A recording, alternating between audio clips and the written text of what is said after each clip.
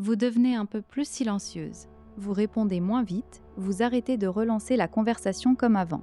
Et soudain, quelque chose change chez lui. Il vous écrit davantage, il vous demande si tout va bien. Il remarque votre ton, il sent que vous n'avez plus exactement la même énergie.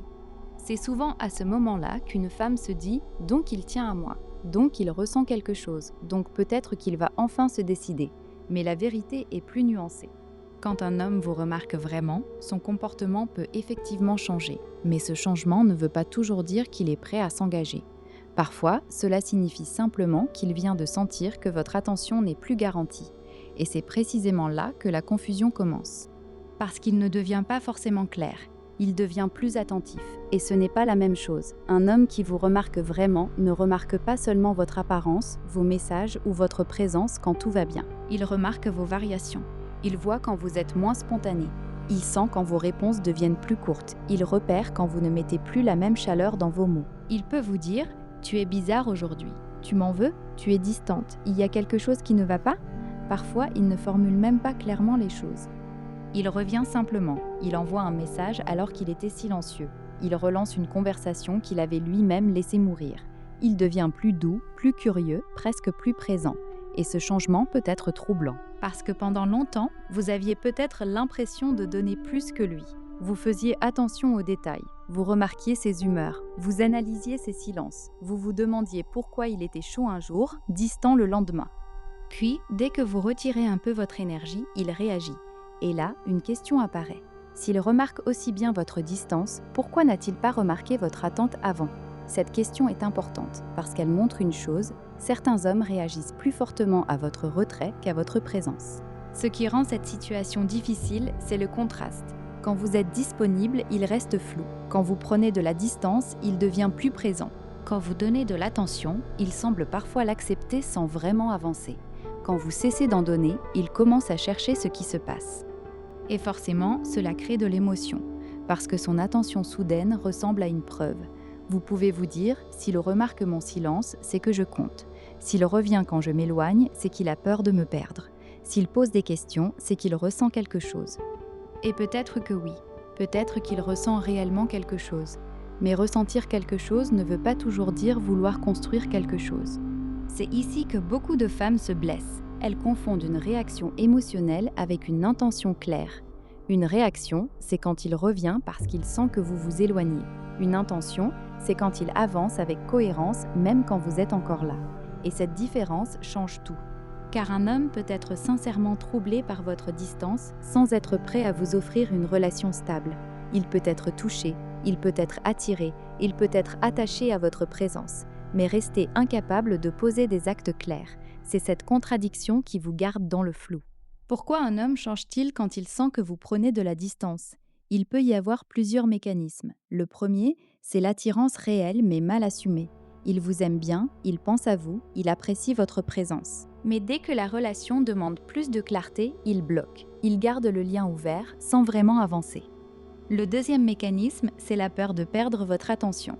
Avant, il savait que vous étiez là, même s'il répondait tard, même s'il était vague, même s'il envoyait des signaux contradictoires. Il sentait que votre énergie restait disponible, mais quand vous devenez plus calme, plus distante, moins accessible, il ressent une perte.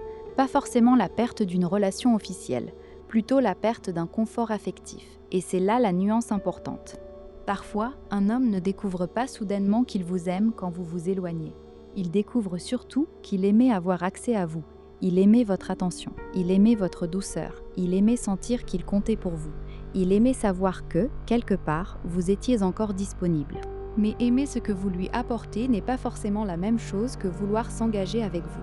Le troisième mécanisme, c'est le besoin de contrôle émotionnel. Certains hommes veulent garder le lien, mais sans assumer la direction du lien. Ils ne veulent pas vous perdre, mais ils ne veulent pas non plus vous choisir clairement.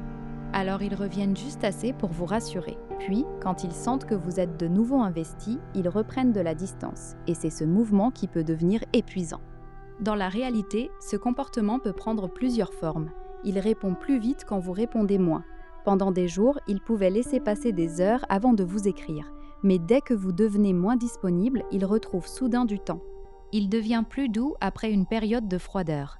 Il utilise des mots plus tendres, il vous appelle par un surnom.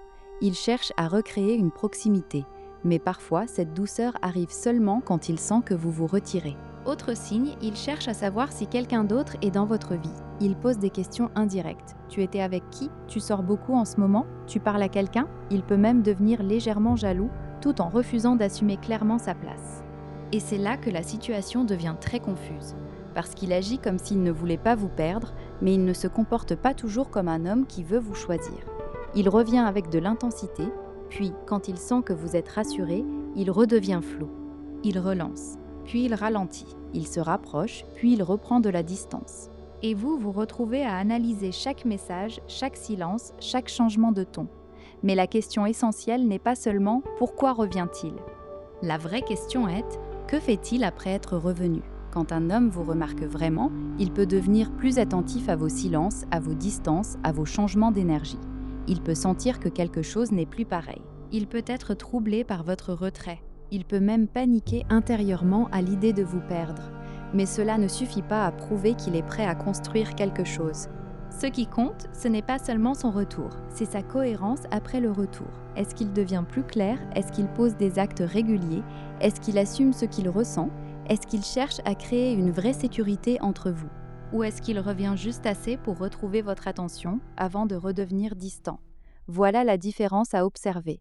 Un homme qui vous remarque voit votre changement, mais un homme qui vous choisit change aussi sa manière d'agir. Il ne se contente pas de réagir à votre absence, il apprend à respecter votre présence.